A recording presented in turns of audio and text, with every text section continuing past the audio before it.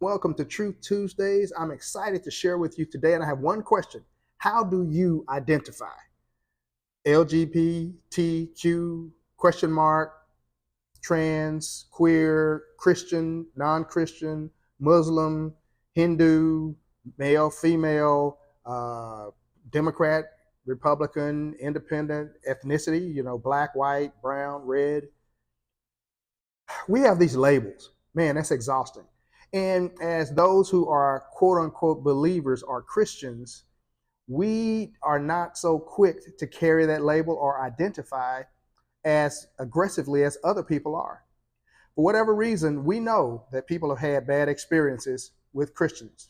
We know that people may have different expectations of us or treat us differently if they know that we are willing to open our mouths and call ourselves Christians.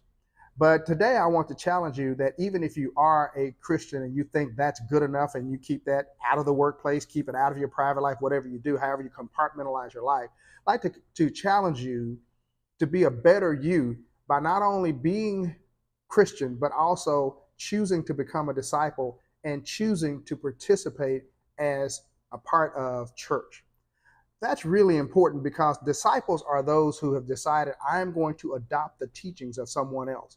I'm going to live my lifestyle according to the ways and teachings of someone else. And so, as Christians, we will go to church, we'll listen to sermons, we'll adopt certain themes because they are inspirational. But the question is, are we willing to become disciples? Are we willing to develop a plan and a discipline where we regularly and systematically spend time studying and hearing and praying and growing and using, leaning on those teachings, exercising our faith?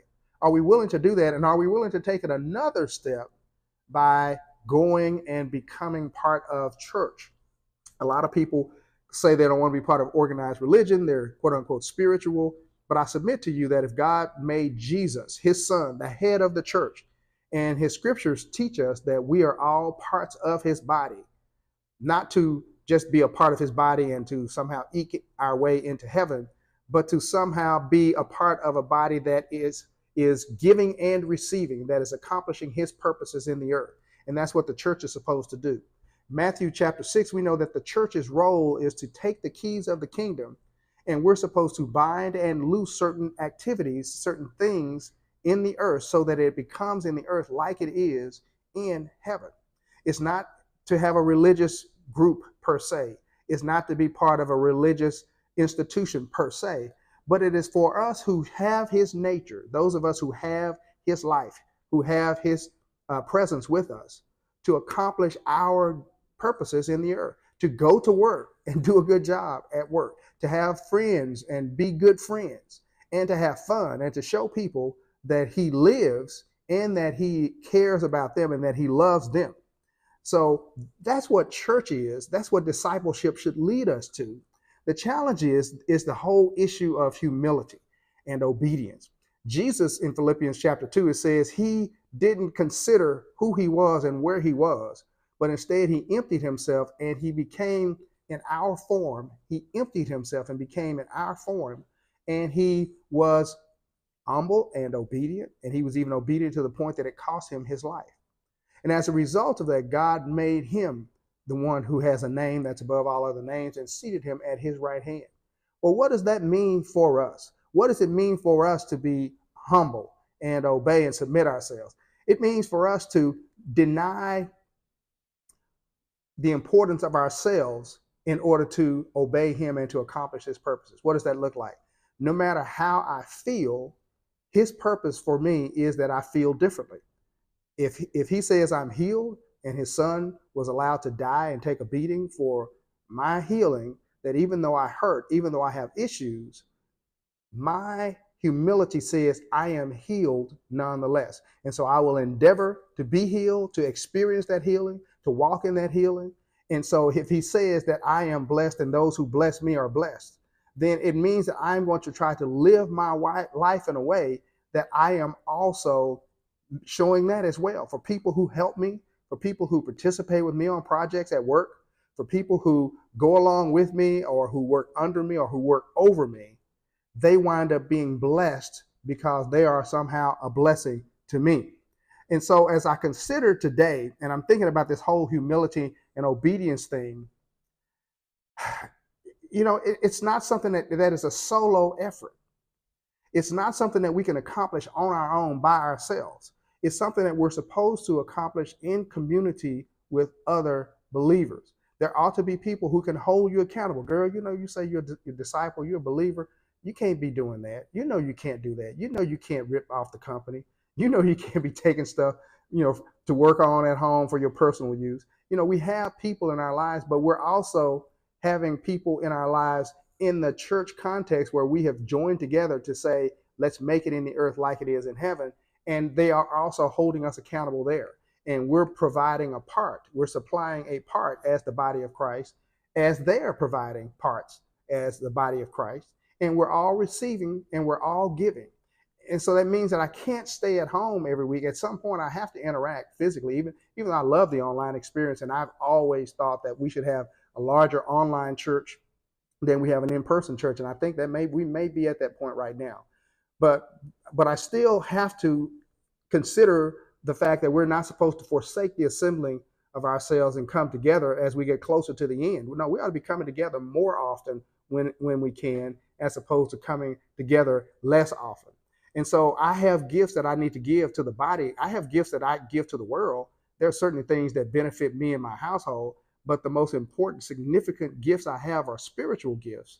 And those gifts are gifts that I am supposed to be providing to the body. So I have to show up. I have to be in fellowship with people in person sometimes in order to make sure that I offer my gift. So we have this layer. We move from being just a Christian to becoming a disciple and becoming part of church as the true expression of who we are. We were created in his image and in his likeness.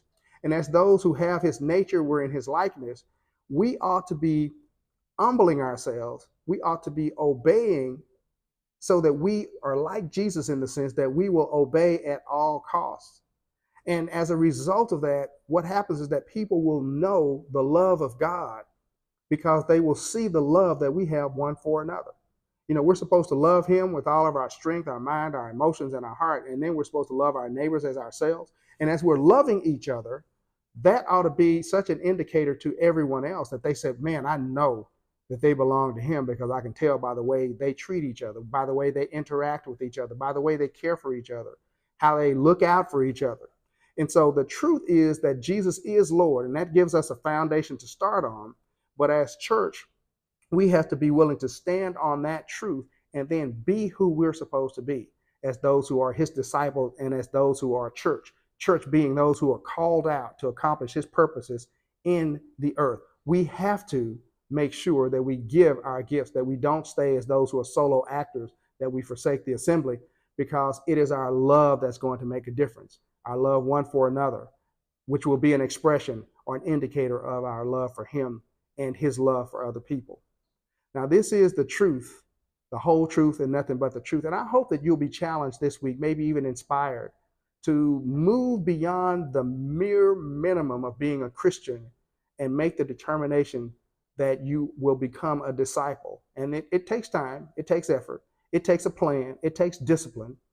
But even as you become more and more a disciple, that you will also gather with others who are also called out to be church like you are, so that you not only accomplish your purposes for each other and in the body of Christ, but that you also accomplish his purposes in the world, so that the efforts that you undertake, the charities that you support, the camps that you fund are things that result in the church preaching the gospel and in making disciples. I hope this is a blessing to you, and I hope you'll consider the word as the truth, and then you will adopt it and live a lifestyle that honors the truth, the whole truth, and nothing but the truth. Jesus is the truth. He is the way, the truth, and the life. And you can't go to the Father unless you go to him. So let's embrace the truth. I hope you have a blessed day, and I look forward to seeing you again here for Truth Tuesdays. God bless you.